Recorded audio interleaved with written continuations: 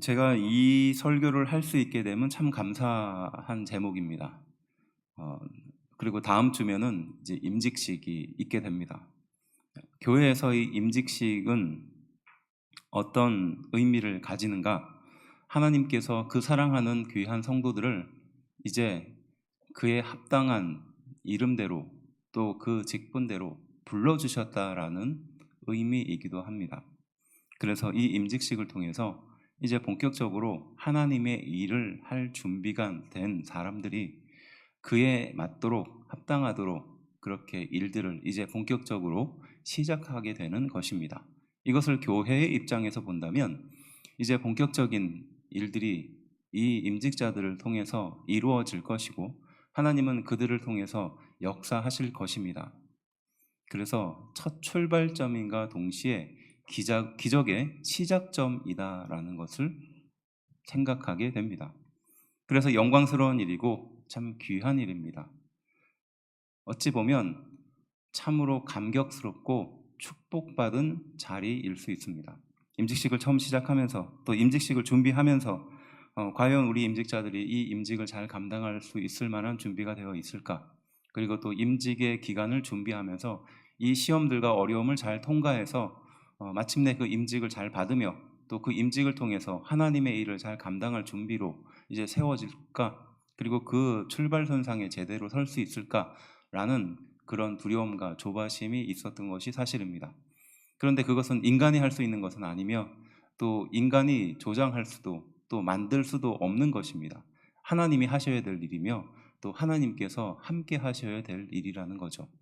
이제 지난 6개월의 시간을 마무리하면서 처음 1월 달에 임직자들과 함께 모여서 수련회를 갖고 또 그 수련회를 통해서 작은 동기를 부여받으며 이제 남은 6개월을 임직자의 마음을 갖고 준비하며 여기까지 달려왔습니다. 아마 그 기간 동안 시험도 있었을 것이며 또 감사와 기쁨도 있었을 것입니다. 오히려 시험이 없었다면 그것은 이상한 일일 거예요. 이 시험이라 함은 나의 약점이 될 수도 있고 나의 본성에 기인한 어려운 지점일 수도 있습니다. 또 극복하지 못하는 나만 알고 있는 단점이 될 수도 있습니다. 우리는 이것과 만나게 될 것이고 또 한 번 정도는 넘어졌었을 것입니다. 하지만 그럼에도 하나님은 우리를 그 자리로 불러주시기 위해서 많은 희생과 많은 고통을 겪으셨다는 것을 생각하며 그러한 자신의 약점을 극복하고 여기까지 또 그러한 시험들을 이겨내고 여기까지 온 귀한 임직자들에게 또 축복을 또 격려를 보내드립니다. 결코 쉬운 일은 아니었으나 하나님께서 그것을 할 수 있게 해 주신 줄로 믿습니다. 저는 이런 일들을 경험하면서 역시 하나님은 살아계시는구나. 역시 하나님은 우리와 함께 하시는구나. 이것을 느낍니다. 오히려 사단의 계략이 우리를 넘어뜨리고 교회를 흔든다 할지라도 결국 하나님은 하나님의 뜻대로 우리 성도들을 교회를 세워가시는구나. 이것을 절감했었던 그런 시간들이었습니다. 또 어떤 사람은 몇 마디의 말에 또 어떤 사람은 자신의 과거의 그 행동과 모습을 보며 실망할 수 있으며 내가 과연 이 직분을 감당할 수 있을까? 내가 이 일을 할 수 있을까라는 고민도 해보았을 겁니다. 그렇지만 하나님은 여러분들을 향하여 선한 뜻을 갖고 계십니다. 그리고 여러분들을 향하여 결국 하나님께서 원하시는 그 모양과 그 모습을 갖추기를 원하신다는 것을 꼭 기억하는 우리 임직자들과 또 성도들이 되어야 할 것입니다. 한국교회는 이 임직을 세우는 과정과 전통이 아름답게 또 귀하게 만들어져 갔습니다. 성도였던 분들이 이제 집사를 받게 되고 집사 직분을 받고 또 자신의 할 역할들을 감당하다 이제 안수를 받게 되며 또 이제 장로의 자리로 권사의 자리로 그 직분을 받게 됩니다. 그럴 때 조금 더 책임감을 느끼며 조금 더 자신이 이 교회에 받고 부르심을 받은 그 사실들을 새기면서 하나님께서 보내주신 교회에 대한 확신과 은혜를 붙들게 되는 것이죠. 그래서 바로 그분들의 희생과 기도와 순수한 헌신과 하나님을 바라봤었던 그 마음이 이 교회를 지금까지 이끌어주고 또 여기까지 지탱한 줄로 믿습니다. 교회는 그렇게 세워지는 겁니다. 또 교회는 그렇게 성숙되는 겁니다. 그래서 그러한 임직자들이 어떠한 마음으로 성숙할 것이고 또 어떠한 마음을 가지고 자신의 약점을 극복하며 하나님이 기쁘시게 인도해 주시는 그 길을 또 걸어갈 것인가, 이것이 참으로 중요한 것입니다.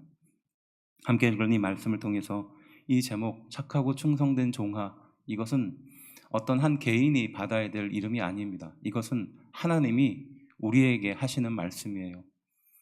우리 여기 있는 모든 성도들이, 또 임직자들이, 또 저를 포함한 대부분의 사역자들이 누구도 하나 예외 없이 하나님께 들어야 될 말입니다. 착하고 충성된 종아.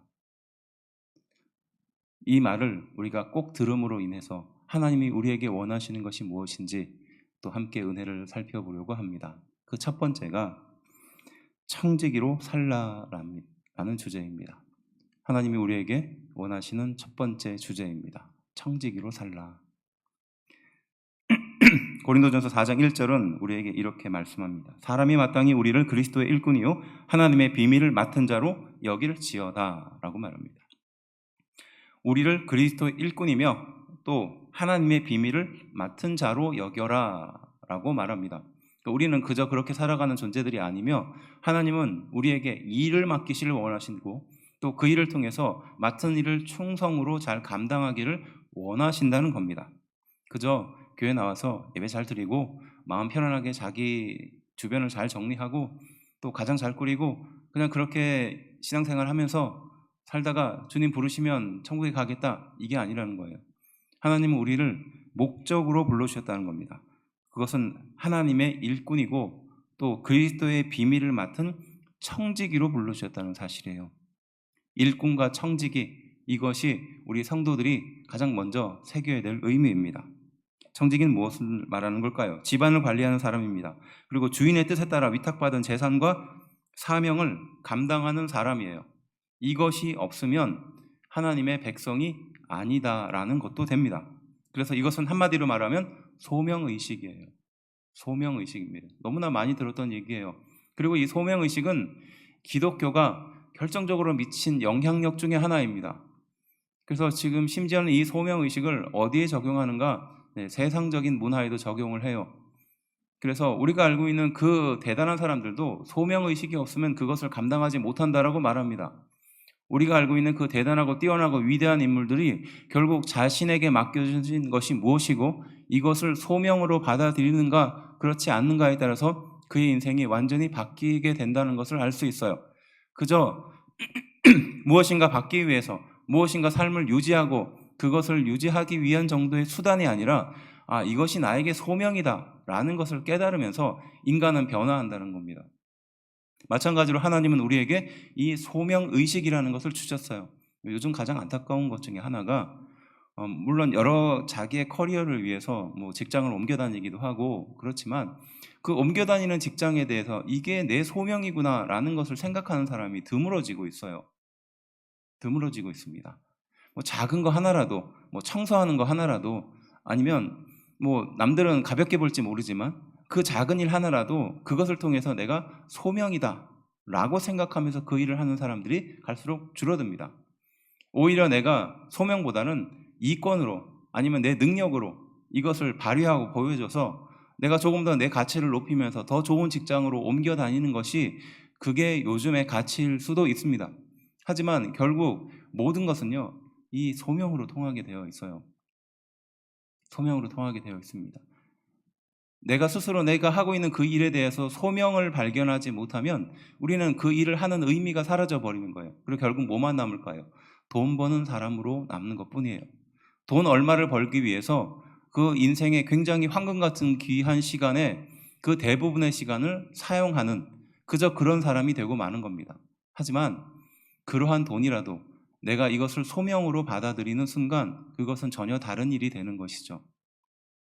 어쨌든 하나님은 우리에게 이 소명을 말씀하시는 겁니다. 너희가 이 세상에 태어난 이유가 무엇이냐? 너희가 이 세상에 그렇게 먹고 마시고 또 생활하고 가정을 꾸리고 직장을 다니는 목적이 무엇이냐? 그것이 너희의 뜻이 아니라 너희의 계획이 아니라 하나님의 소명의식 속에 있다. 바로 하나님은 우리에게 이것을 알기를 원하신다는 겁니다. 그래서 이것은 직업이라든지 가정이라든지 직장이라든지 삶의 전 영역으로 펼칠 수 있어야 돼요. 그저 내가 하고 있는 일에만 소명을 적용할 것이 아니라 나와 지금 함께하고 있는 이 가족도 일종의 소명입니다. 그리고 우리가 함께하고 있는 이 공동체도 일종의 소명이에요. 소명이 아닌 곳이 없다는 것입니다.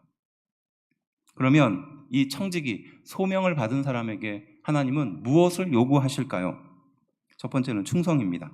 고린도전서 4장 1절부터 2절, 우리가 너무 많이 알고 있는 것처럼 청지기에게 구할 것은 무엇이라고요? 충성인 거예요. 그리고 이 말은 다른 의미로 본다면 우리는 누군가에게 충성을 잘 하지 않으려는 성향을 갖고 있다는 것을 말하는 겁니다. 그렇죠? 충성을 하려고 해도 뭔가 배신하려고 하고 뭔가 다른 생각을 하려고 하고 자기 무엇인가 찾으려고 하는 마음이 있어요. 근데 소명자에게 가장 필요로 한 것, 가장 먼저 있어야 할 것은 충성이다라고 말해요. 그리고 또 무엇을 요구하고 있습니까? 분별을 요구하고 있습니다. 함께 읽은 말씀 마태복음 24장은요. 그 청지기에 대한 이야기예요. 그 청지기가 그 주인의 뜻을 오해한 나머지 잘못된 결론을 도출하면서 결국 그 주인으로부터 꾸지람을 받게 되는 이야기인 겁니다. 그러니까 비유하자면 그겁니다. 우리가 시험을 치르는데 출제자의 의도와 상관없는 데를 공부하는 거예요. 출제자가 이것을 왜 내려고 하는지, 이 문제를 통해서 무엇을 테스트하고 싶어 하는지를 별로 생각하지 않고 그냥 내가 하고 싶은 공부를 하는 겁니다. 그러니까 엉뚱한 데 가서 공부하는 거고 시간 낭비하는 거예요. 그리고 나중에 출제자가 무엇을 생각하고 나에게 무엇을 테스트하기 위해서 이 시험을 치르는지를 생각하지 않고 보는 시험은 결국은 잠깐 좋은 점수를 얻을지 모르지만 결국 그 점수가 낮아질 수밖에 없는 것과 마찬가지인 거예요. 하나님은 우리를 만드시고 지으시고 또 분명한 목적을 알려주셨습니다. 그런데 우리가 그 하나님의 뜻을 오해해서 그냥 내 뜻대로 이렇게 하면은 주인이 기뻐할 거야, 이렇게 하면 하나님이 기뻐할 거야 라고 오해한 나머지 잘못 행동함으로 인해서 어떤 일이 벌어진 것입니까? 함께 읽은 말씀에 그 이 내용이 등장하죠. 당신 주인은 무엇인가 새롭게 얻는 것을 싫어하시는 분을 내가 압니다. 그러니까 나에게 주시는 그것을 잘 가지고 있다가 그대로 주인에게 돌려주는 것, 이것이 당신의 뜻이 아닙니까? 이 결정적으로 오해한 거죠. 주인은 그 달란트를 맡겨서 그 달란트가 더 커지길 바라는 거예요. 그리고 더 잘 사용되기를 바라는 겁니다. 이것이 주인의 뜻이었어요. 그런데 이 잘못된 종은 그 주인의 뜻을 오해했어요. 사실 이 잘못된 이 종도 그 주신 재산을 지키기 위해서 노력이 필요하지 않았겠습니까? 한 달란트 굉장히 큰 돈인데 그것을 남이 훔쳐갈까 봐 지키도록 노력했을 겁니다. 또 그것을 잃어버리지 않도록 많은 시간들을 들였을 거예요. 그냥 놀았던 게 아닙니다. 하지만 잘못은 무엇이냐? 주인의 의도를 몰랐던 거잖아요. 그러니까 결국 이 일을 통해서 예수님은 그것을 말씀하시는 거예요. 너희는 소명을 받은 자다. 그리고 소명받은 자가 가장 필요한 것은 그 주인이 어떠한 마음을 갖고 있고 너에게 그것을 준 이유와 목적을 알고 거기에 따라서 행동해라 라는 것이에요. 바이올린을 잘 연주하는 어떤 자매가 있었습니다. 어렸을 때부터 하루에 7시간, 8시간 그렇게 맹훈련과 연습을 해서 사람들에게 칭찬을 받는 그런 연주자가 되었어요. 근데 어느 날 사고를 당해서 1년 동안 팔을 쓰지 못하게 됐습니다. 그리고 그때서야 알게 되는 거죠. 이게 내 노력과 내 실력으로 이렇게 여기까지 왔다 생각했는데 이것이 하루아침에 사라질 수도 있는 재능이었구나. 그때서야 하나님이 나에게 주셨다는 사실과 그리고 자신이 노력했던 모든 것들의 그 밑바탕에는 하나님이 나를 지켜주시지 않으면 안 됐었다는 사실을 알게 된 거예요. 그래서 이것이 달란트, 소위 말해서 재능은 내 노력도 있지만 그거보다 더 중요한 것, 하나님이 주신 것이라는 것을 깨달은 것이에요. 그래서 그 자매의 인생이 그때부터 바뀌게 됩니다. 그래서 모든 재능을 다 하나님께서 기뻐하시는 데를 위해서 사용하기 시작하는 거예요. 돌보지 않았던 아이들을 위해서 이 바이올린을 연주합니다. 그리고 사람들이 부르지 않는 곳에도 찾아가서 그들의 마음을 위로해요. 그 마음은 무엇입니까? 하나님이 나에게 준 재능이니까. 또 그에 맞도록 하나님의 뜻에 맞도록 그 일을 사용하자라는 뜻에서 이 바이올린 연주를 시작했다는 거예요. 그리고 그의 팔이 회복이 되고 그리고 세계적인 연주자가 되었을 때 그 모든 교향곡의 마지막에 이제 박수갈채를 받으면서 그 스포트라이트가 주어졌을 때 그 바이올린 연주자는 거기에서 찬송가를 연주하기 시작했다고 하죠. 그런 유명한 일화가 있는 것처럼 너무 당연하게 생각하는 이것이 사실은 하나님의 것이었다라는 것을 깨달을 때, 그리고 그 목적을 분명히 알 때 바로 거기에서부터 빛이 나기 시작하다라는 사실입니다. 사람들은 그 교향곡에서 너무나 유명하게 또 너무나 화려하게 그의 모든 것을 다 짜내서 만들었던 그 기교들은 기억하지 못합니다. 하지만 그분이 마지막에 사람들 앞에서 그 박수 갈채를 받으며 조용히 연주했던 그 찬송가의 한 구절은 기억하는 것이죠. 하나님은 우리에게 그렇게 사용되기를 원하신다는 것입니다. 또 무엇을 우리에게 요구합니까? 책임을 요구하십니다. 끝까지 그것을 관리하고 책임을 지는 것을 요구합니다. 또 무엇을 요구합니까? 겸손하고 또 그것을 나눔과 섬김으로 대할 수 있는 것입니다. 여기서 특별히 겸손하다는 것은 검소하다는 의미도 어느 정도 포함하고 있어요. 검소하다는 것, 뭔가를 아끼는 거죠. 아끼는 것은 왜 아끼는 겁니까? 허비하지 않는 것은 왜 허비하지 않는 것입니까? 이것은 내 것이 아니기 때문인 거예요. 내 것이 아니기 때문에 그에 맞도록 허비하지 않는 겁니다. 시간을 허비하지 않는 것이고, 나의 젊음을 허비하지 않는 것이고, 나의 감정을 쓸데없는 것에 허비하지 않는 것이에요. 그리고 마지막으로 무엇을 요구하고 계십니까? 바로 청지기는 계산할 날이 있다는 것이에요. 반드시 그 마지막 끝이 있다는 겁니다. 그래서 하나님께서 우리에게 주셨던 소명에 따라서 얼만큼 열심히 살았는지, 또 그에 합당하도록 살았는지를 반드시 계산할 날이 있다는 겁니다. 우리가 허비하고 잘못 살아온 인생에 대해서는 하나님은 지적을 하실 것이며, 하나님의 뜻과 은혜에 맞추어서 그렇게 아름답게 산 날은 반드시 칭찬이 있을 것입니다. 이것이 청지기에게 요구하는 것이에요. 우리는 이 청지기를 통해서 무엇을 얻을까요?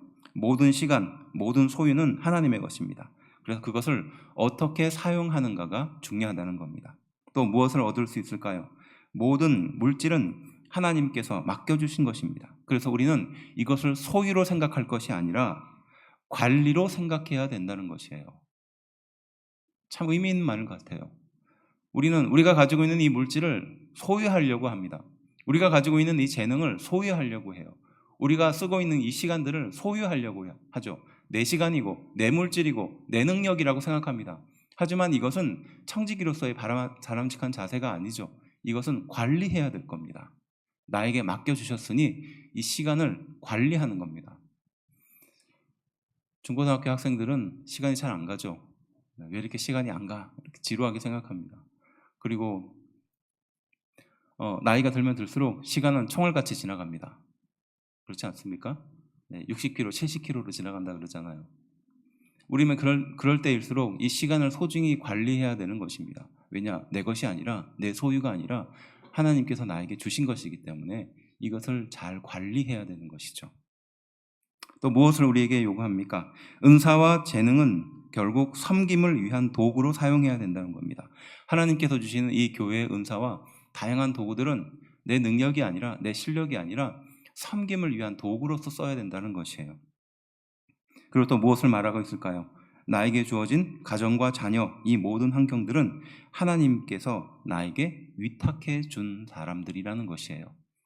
그저 태어나서 내가 낳아서 내 자녀가 아니라 하나님이 나를 통해서 보내준 사람이라는 것이에요. 사랑해서 만난 사람이 아니라 하나님이 나를 통해서 맡겨주신 사람이라는 겁니다.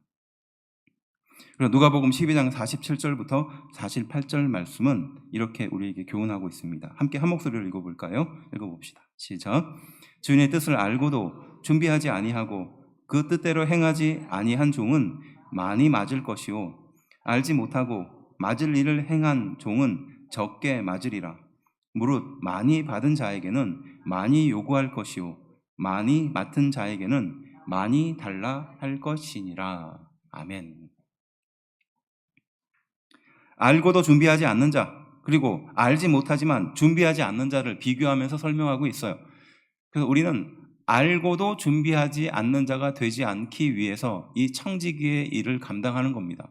우리는 세상이 어떻게 흘러가는지, 세상의 주인이 누구인지도 알고 있는 사람들이에요. 질서가 어떻게 만들어지는지, 또 결국 그 일을 통해서 승리하는지 실패하는지도 우리는 알고 있는 사람들입니다. 그럼에도 불구하고 청지기와 같은 자세로 살지 않는다면 하나님은 그것을 우리에게 추궁하시며 요구하신다는 것이에요. 그래서 뒷부분에 나와 있듯이 많이 받은 자에게는 많이 요구할 것이다. 그리고 많이 맡은 자에게 많이 달라고 할 것이다. 믿으십니까? 그래서 세상 사람들과 함께 살고 있는 우리는 더 많이 받은 자로서 더 청지기의 삶을 살아야 된다는 것이에요. 앞에 서 있는 저조차도 여러분들에게 본이 되기 위해서 사는 삶보다 더 많이 더 많이 받아 누려야 될 사람이기 때문에, 하나님의 은혜와 축복 속에 살아야 될 사람이기 때문에 하나님은 저에게 더 많은 것을 요구하실 것입니다. 그래서 더 열심히 사는 것이고 더 열심히 사는 것입니다. 마찬가지로 하나님은 우리에게 그것을 요구하고 계십니다. 청지기로 사십시오. 그것이 우리가 하나님께 요구받은 첫 번째 일입니다. 두 번째는 무엇일까요? 성령과 지혜의 열매를 맺으라입니다. 이것은 성령과 지혜의 열매, 성령이 따로 지혜가 따로라고 이해할 수도 있으나, 이 말을 조금 더 풀어서 설명하면 성령으로부터 오는 지혜의 열매를 얻으라라는 말씀이에요. 성령으로부터 오는 지혜의 열매를 얻으라. 나의 못된 본성과 죄악과 자아로부터 오는 열매가 아니라 성령을 통해서 오는 열매를 얻으라라는 것입니다. 그래서 이것은 이 성령의 말씀을 의지하고 성령의 능력을 의지하면서부터 생겨나는 것들이라는 것입니다. 근데 이거 대부분 성령에 대해서 이야기를 들으면 신비로운 어떤 체험, 능력, 남들은 듣지 못하는 그것을 나는 듣게 하는 이런 것들로 생각하는 경향들이 있습니다. 이 은사에 대한 설명에 대부분의 사람들이 오해하는 것 중에 하나가, 대단한 은사라는 것은 어떤 것이냐라고 했을 때 마치 미래를 보는 것이 대단한 예언이고 사람들의 병을 고치는 것이 대단한 은사인 것처럼 오해하는 거예요. 그렇지 않아요. 이 다양한 은사들은 공평한 조사들로 연결되어 있어요. 그러니까 똑같다는 뜻이에요. 다만 그것들은 하나님의 영광을 위해서, 교회를 위해서 동일하게 사용되어야 할 것인 것입니다. 어떤 것이 더 우월한 것이 아니라 하나님이 공평하게 그 상황과 여건에 맞추어서, 역할에 맞추어서 나누어줬다라는 의미예요. 그런 의미를 본다면 이 성령의 열매라는 것은 결국 신비로운 것이 아니라 하나님께서 우리에게 주시는 공평한 것들 중에 하나인 겁니다. 그래서 우리는 잘 알고 있는 성령의 9가지 열매를 알고 있습니다. 갈라디아서 5장 22절부터 23절인데요. 함께 읽어볼까요? 읽어봅시다. 시작. 오직 성령의 열매는 사랑과 희락과 화평과 오래 참음과 자비와 충성과 온유와 절제니 이 같은 것을 금지할 법이 없느니라. 아멘. 그래서 성령의 열매, 성령과 지혜로부터 비롯되는 열매가 이런 9가지가 있다라고 성경은 설명하고 있어요. 사랑은 뭡니까? 자기 희생을 전제로 하는 것입니다. 하나님께서 우리에게 보여주신 그 모든 것을 드리는 자기 희생을 전제한 사랑이에요. 희락은 무엇일까요? 조건이 없는 기쁨을 말하는 겁니다. 우리는 조건에 따라서 만족하죠. 나에게 무엇인가 채워지고 있으면 기쁨이 넘칩니다. 하지만 이 희락은 그것을 설명할 수 없는, 조건이 없는 기쁨을 설명할 때 표현하는 겁니다. 하나님의 은혜를 체험하면 주변의 여건은 바뀌지 않았는데, 내 마음의 자세도 바뀌지 않았는데 이유를 알 수 없는 평안과 기쁨이 넘치죠. 바로 그것을 설명할 때 희락이라고 표현하는 겁니다. 화평은 무엇을 말하는 걸까요?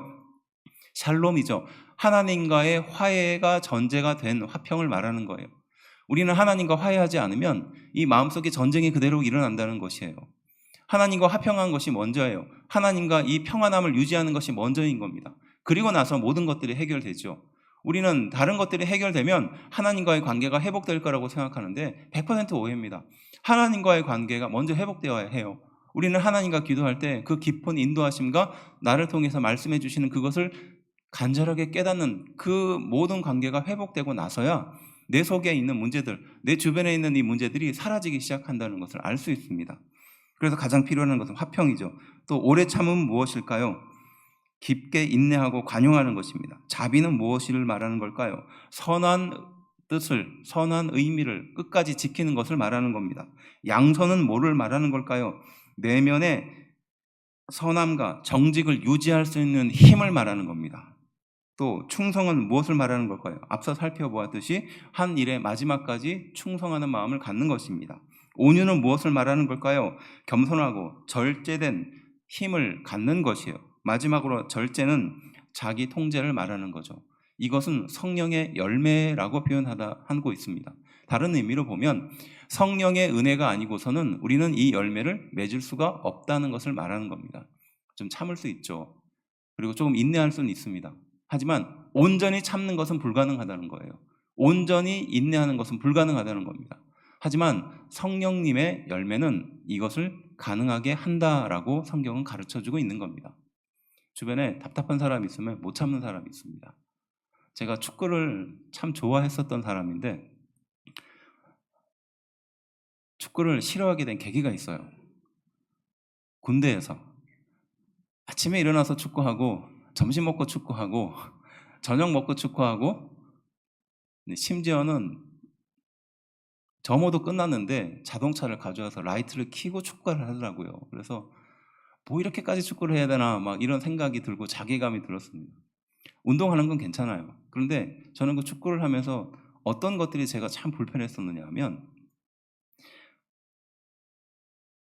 누군가에게 패스를 하고 그것이 골로 연결되는데 이 과정이 혹독한 거예요. 그리고 실수나 실패를 하면 정죄가 그 사람에게 다 쏟아지는 겁니다. 이게 축구를 잘 못해서 이런 일이 생기는 거죠. 군대에서 하는 축구가 그렇습니다. 그러다 보니까 이게 운동이 아니라 마치 노동이 되더라고요. 잘하는 사람들은 열심히 하고 또 그 축구를 통해서 같이 무엇인가 화합을 하고 그리고 에너지도 얻고 막 그렇습니다. 그런데 이제 저처럼 못하는 사람이 다수 끼다 보니까 이 굉장한 스트레스가 되고 괴로움이 되더라고요. 열심히 뛰어는 다니나 몸은 힘든 거예요. 그리고 골을 넣는데 도움을 주나 뭔가 마음에 허탈한 것이 남는 겁니다. 그러면서 아이고 나하고는 축구는 안 맞는구나 이렇게 생각을 했습니다.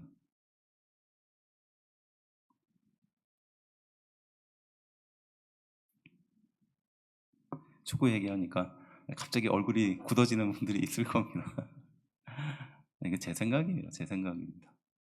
그러니까 그 목적하는 바가 있어요. 축구라는 것은 단합해서 마음을 합해서 그 스트라이커가 공을 몰고 가서 골대에 넣는 그 성취감이 대단하거든요. 그런데 그게 자칫 변질되면은 이게 정제가 되고 막 불편함이 되고 두려움이 되는 거예요. 하나님께서 주시는 온전한 열매를 누리면 그것은 온전한 마지막 결과를 맺습니다. 하지만 그것을 누리지 못하면 어정쩡한 결론에 이르게 되는 거예요. 제가 이것을 설명하기 위해서 축구를 비유로 든 거예요. 온전하고 거룩하고 온전하게 우리를 인도해 주시는 그 하나님의 뜻과 계획이 있습니다. 우리는 그것을 누릴 자격이 있어요. 그런데 성령님의 열매와 지혜를 능력을 의지하지 않으면 어정쩡한 그러니까 겉모습만 받게 되는 겁니다. 우리가 성도들 사이에서 화평을 이루자라고 말하면서 서로 이야기를 하고 들어줍니다. 근데 사실 이야기를 들어주고 하다 보면 마음속에 허한 지점이 있어요. 내가 뭐 굳이 이야기까지 했었어야 되나 이런 생각을 하게 되죠. 그런데 성령님이 하나 되게 하시면 그 하나됨을 느끼면 그것이 더 이상 중요하지 않게 된 겁니다. 사랑하는 것도 마찬가지입니다. 내가 누군가를 사랑해서 희생적으로 사랑하는데 어설픈 사랑을 하면 내가 사랑을 할 만큼 나는 좀 받아야지 마음이 좀 속 시원해지는 거예요. 사실 그렇지 않죠. 근데 성령님께서 함께 하시면 내가 사랑을 상대방에게 부어주어도 아깝지 않은 거예요. 그리고 오히려 희생적인 사랑을 하면서 내 안에 더욱더 충족해지는 거예요. 그걸 느끼면서 이것이 진짜구나. 이것이 제대로 된 거구나. 그 성령의 9가지 열매는 성령님께서 함께 하시면 온전히 충성할 수 있으며 온전히 사랑할 수 있으며 온전히 화평할 수 있으며 온전히 오래 참을 수 있으며 온전히 절제할 수 있으며 온전히 온유할 수 있다라고 우리에게 가르쳐주고 있는 줄로 믿습니다. 저도요, 여러분들 보시면 온유한 것처럼 보이잖아요. 사실 저는 온유한 사람이 아니에요. 저희 집 아이가 알 겁니다. 저희 집사람이 알 거예요. 굉장히 좀 성격도 급한 사람이고요. 뭐 그런 사람입니다. 이었습니다. 네. 그런데 제 성격만 자꾸 붙들다 보니까 너무 피해가 커지더라고요. 그리고 제 자신도 굉장히 나락으로 떨어지는 모습을 되게 보니까 참 이불킥하는 일들이 많이 발생하더라고요. 그러니까 이걸 어떻게 해결할까? 어떻게 좀 차분하게 할까? 어떻게 하면 좀 온유하게 이 모든 일들을 감당할 수 있을까? 이렇게 가시처럼 송곳처럼 드러내지 않고 좀 그렇게 할 수 있을까? 노력도 해봤습니다. 그리고 말투도 좀 느리게 해보고 뭐 어떤 분은 저보고 충청도 사람 아니냐 이러는데 굉장한 노력입니다. 이것도요. 말이 굉장히 빨랐던 사람이에요. 근데 그런 많은 것들이 막 제가 열심히 노력하고 뭔가 좀 노력하는 척을 해서 어느 정도 좀 감춰지는 거는 있을 수 있던 것 같아요. 그런데 근본적으로는 안 되더라고요. 근본적으로는 안 됩니다. 그런데 이제 말씀을 묵상하고 그 성령님의 은혜와 열매를 기대하며 내가 할 수 없음을 인정하고 그 성령님의 능력을 의지하게 되니까 그때부터 내가 하지 못하는 그런 효과들이 나타나더라고요. 믿으시죠? 네. 뭐 우리 딸한테 인정을 받아야 되는데 그거는 그런 것입니다. 성령님의 열매로 이러한 은혜들이 나타나는 것이에요. 성령님의 열매로 우리는 온전히 참을 수 있고 인내할 수 있고 충성할 수 있고 헌신할 수 있다라는 것을 말하는 겁니다. 그래서 우리는 베드로후서 1장 5절부터 8절 말씀을 알고 있어요. 열매 없는 자가 되지 않기 위해서라고 말해요. 우리가 지금 열매를 얻기 위해서 이런 일들을 감당하는 거예요. 성령님의 은혜로 살고 있지만 열매 없는 자처럼 그렇게 흉내만 내면서 살기를 하나님은 바라지 않는다는 겁니다. 그리고 열매로 그 사람을 알기 위해서라고 말씀을 하고 있습니다. 마태복음 7장에서 말하고 있죠. 그러니까 그 사람은 진짜 제대로 된 열매가 맺혀 있는지 맺혀 있지 않는지를 바로 그것을 통해서 파악할 수 있다고 말씀하고 있잖아요. 열매 없는 자가 되지 않기 위해서, 그리고 열매로 그 사람을 알기 위해서 성경은 우리에게 교훈하고 있습니다. 그래서 우리는 얼마나 더 성령님을 의지하는가, 얼마나 그 성령님의 능력을 내가 인정하는가, 그것에 따라서 열매가 맺힌다는 사실이에요. 그리고 그 열매가 맺히면 바로 우리를 판단하는 기준이 된다는 것입니다. 골로새서 1장 10절은 이렇게 교훈합니다. 주께 합당하게 행하여 범사에 기쁘시게 하고 모든 선한 일에 열매를 맺게 하시며 하나님을 아는 것에 자라게 하시고 라고 말해요. 주께 합당하게 행하고 범사에 주님을 기쁘게 하며 모든 선한 일에 열매를 맺게 하시며 하나님을 아는 것에 자라게 하신다라고 말합니다. 내가 자라는 것이 아니라 하나님이 자라게 하신다는 뜻이죠. 내가 능력 있는 것이 아니라 하나님이 능력 있게 하는 것입니다. 이것을 성경은 접붙임이라고 표현하거든요. 그래서 못된 나무에 접붙임을 받으면 결국 못된 열매를 맺는 것과 같이 너희가 예수 그리스도라는 거룩한 나무에 접붙임을 당하면 너희의 의지와 상관없이, 너희의 노력과 상관없이 너희는 당연히 좋은 열매를 맺는다. 이렇게 교훈하고 있는 줄로 믿습니다. 재정, 관계, 건강에 문제가 생길 때 우리는 어떤 행동을 합니까? 그것은 하나님께 가까이 가는 것이 필요한 것입니다. 오히려 당을 짓고 선동을 하고 자기 목적을 위해서 진실을 왜곡하는 저 세상의 사람들처럼 사는 것이 아니라 하나님께서 주시는 은혜를 따라서 그 아름다운 열매를 맺어가는 것이에요. 마지막 세 번째는요, 예수님의 낙인을 새기라입니다. 갈라디아서 6장 17절 말씀인데요. 이후로는 누구든지 나를 괴롭게 하지 말라. 내가 내 몸에 예수의 흔적을 지니고 있노라 라고 말합니다. 사도 바울이 나를 좀 괴롭게 하지 말아라 라고 말하며 나는 예수의 흔적을 가지고 있다 라고 말합니다. 이 말은 다분히 의미를 담고 있는 말입니다. 예수의 흔적, 스티그마죠. 낙인이란 뜻입니다. 도망자나 노예나 가축에 찍는 것이에요. 그러니까 비굴한 상태의 사람들이나 그 사람들이나 혹은 그 가축들의 수준의 사람들에게 찍는 굉장히 굴욕적인 행동입니다. 그런데 사도 바울은 자기에게 바로 그 예수님의 낙인이 있다라고 말합니다. 무슨 의미일까요?